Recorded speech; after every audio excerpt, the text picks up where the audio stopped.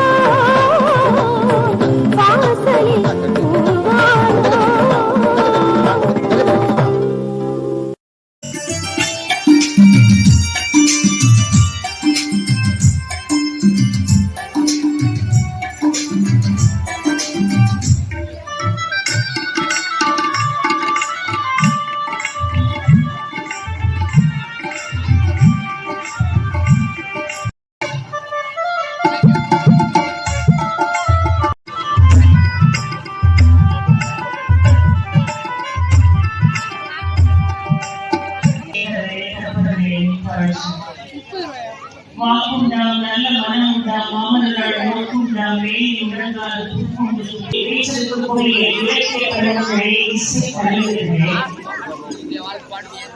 மிக அருமையான ஒரு ஒலி அமைப்பை தந்து கொண்டிருக்கக்கூடிய நல்ல உள்ளங்களே மிக பிரமாண்டமான ஒரு மேடை. இந்த மேடையிலே பல தரப்பட்ட கலை நிகழ்வுகள் இங்கே நடந்தேறிக் கொண்டிருக்கிறது. இதற்கு முன்னதாக கூட எங்கள் இலக்கிய குழுமத்தினுடைய ஐயா திரு சண்முகவடிவேல் அவர்கள் மிக அருமையான ஒரு சொற்பொழிவை நிகழ்த்தி சென்றிருக்கிறார்கள். நீங்கள் அத்துணை பெயரும் கருத்து பயன்பெற்றிருப்பீர்கள் என்று நாங்கள் நம்புகிறோம். அதை போல் ஒவ்வொரு நாளும் ஒவ்வொரு வித்தியாசமான கலை நிகழ்வுகள் இந்த வேளையிலே தொடர்ந்து நடைபெற்றுக் கொண்டிருக்கிறது. இன்றைய தினம் ஒரு இசை நிகழ்வு ஒரு ஸ்டார் பேச்சாளர் சொல்லுவாங்க. அந்த மாதிரி ஒரு அழகான பேச்சாளர் மலர்மொழி அவர்கள் முன்னே பகுதியை சார்ந்தவர். அதுதான் உங்களுக்கு ரொம்ப பெருமை. இன்றைக்கு இந்த நாகர்கோவில் மண்ணிலிருந்து அகில உலகம் முழுவதும் மண்ணில் வந்திருக்கிறார். இவர்களுக்கெல்லாம் மணிமகுடம் வைத்தார் போல காவிரி புரண்டோடக்கூடிய அருமையான திருச்சி மாநகரிலிருந்து எனது அருமை தம்பி செல்வராஜ் அவர்கள் இங்கே வருகை தந்திருக்கிறார். அருமையான பாடல்களை பாடக்கூடியவர்கள் அந்த பாடல்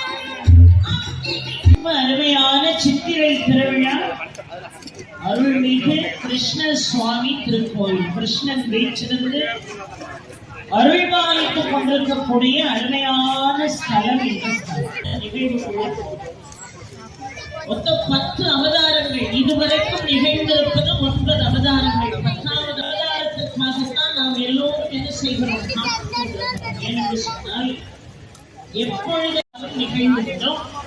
அதனால வெகு விரைவில் கல்கி அவதாரம் நடக்கும் என்று நாம் எல்லாரும் என்ன செய்கிறோம் நம்புகிறோம்.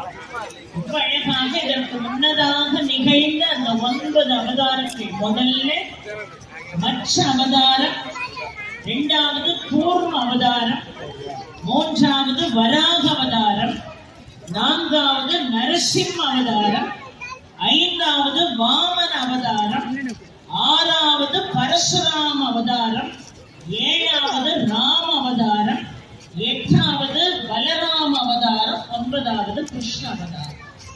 மிக பிரம்மாண்டமாக திருமணம் நடக்கிறது. யார் முன்னின்று நடத்தி வைத்தார் உக்கிரசேனனோ அவனுடைய ஒரே மகனாக விளங்கக்கூடிய கம்சனும் முன்னாடி நின்று திருமணத்தை நடத்தி வைத்தார். 40 வயசுலையும் பிறந்த நாள் கொண்டாடுறான், 70 வயசுலையும் பிறந்த நாள் கொண்டாடுறான். ரொம்ப அழகா வசுதேவர் சொன்னார். அது பிறந்த நாளா உண்மையாகவே 50 வயது பூர்த்தியாகி விட்டதுன்னு பிறந்த நாளை கொண்டாடுறமே என்ன பொருள்? நீ செத்து 50 ஆண்டுகள் ஆயிட்டு, நீ செத்து போய் 50 வருஷம் ஆயிட்டுன்னு பொருள். ஏன்னா உன் கடந்த காலம் எதுவுமே திருப்பி வரப்போறது, நீ இழந்த இளமை திருப்பி வரப்போறது. கடந்த 20 ஆண்டுகளும் 30 ஆண்டுகளும் 35 ஆண்டுகளும் திருப்பி வருமானா வராது. எல்லாரும் அதோடு மாண்டு போனாங்க என்று பொருள். அப்போ ஒவ்வொரு பிறந்த நாளையும் கொண்டாடுகின்ற பொழுது நீதான் பரமேஸ்வரி என்று அழைக்கப்படுபவள். நீதான் சகல பேருடைய துன்பங்களை துடைக்கக்கூடிய துர்கா. சொல்லி கொப்பி கொப்பி ஆடுகளே இடும் தோகைகளே கண்ட புள்ள திருமணிசை பறவைகளாய் ஆடுகளே. ஸ்ரீராமன் தீபராமன் அநீதம் செய்வது கோவிந்தன் பேரை சொல்லி கொப்பி ஆடுகளே.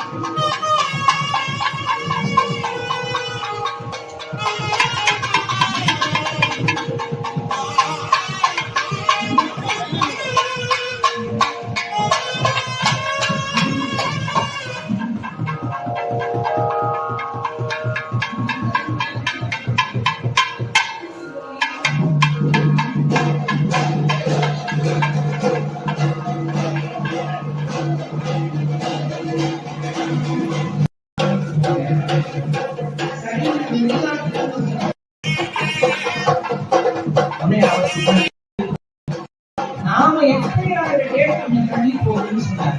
இந்த செய்தியை முனைவர் சிவ சதீஷ்குமார் தம்பி தன்னுடைய திருநீர் அவ்வளவு முக்கியமானது. நான் எதிர்நீர் சார்ந்த கடவுளை பார்த்து கேள்வி கேட்பேன். ஒரு மாவட்டத்தில் திருநீரை பூசும் போது என்ன சொல்லிக்கிட்டே பூசணும்னு பெரியவங்க சொல்லிட்டாங்க தெரியுமா? திருநீரை பூசும் போது என்ன சொல்லிக்கிட்டே பூசணுமா? அவனே ஒரு நாள் நின்று விட்டுட்டாங்க, ஆக போல ரொம்ப ஆடாத அப்படின்னு சொல்லிக்கிட்டே பூசணும், அப்படின்னு நினைச்சுக்கிட்டே பூசணும். இன்னொன்று திருநீர் பூசும் போது என்ன சொல்லி பூசணும்னா அருளுக்கு சொல்லி பூசணுமா? சாதாரண இடத்துலயே பூசக்கூடாது. 6 முகம் 6 முகம் 6 ஆறுமுகம்னு 6 முறை சொல்லிட்டு திருநீரை பூசி வடவேணும் ஐநீர் முழுமையே முழுதா